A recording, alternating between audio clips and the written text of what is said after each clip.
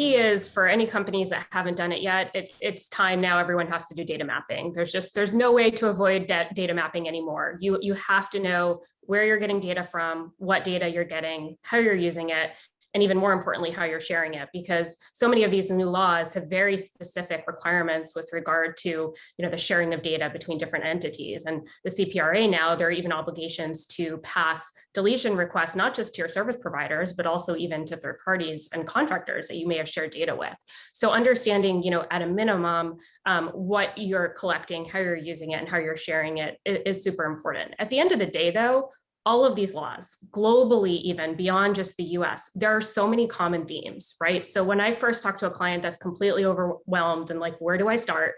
I bring them back to the basic principles. Like, so many of these laws have the common themes. Let's try to develop a privacy program that addresses those common themes and hits on all of them. And then we can use the data mapping exercise to figure out the unique compliance pieces that you need to think about, and some of the things that make your processing activities different or that might trip up some of these more complicated pieces.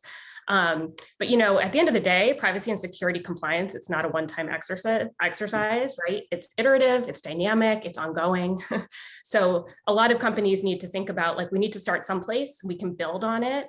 And then the key is to really determine what type of company you want to be. Do you want to take the granular approach where you really do try to tailor your compliance program to each law and use technology so you only apply certain rights to people with certain IP addresses from certain jurisdictions? Or do you want to take a lowest common denominator approach and apply the most stringent protections just sort of across the board, right? One is sort of easier from a compliance perspective, but you might have some business impacts and vice versa.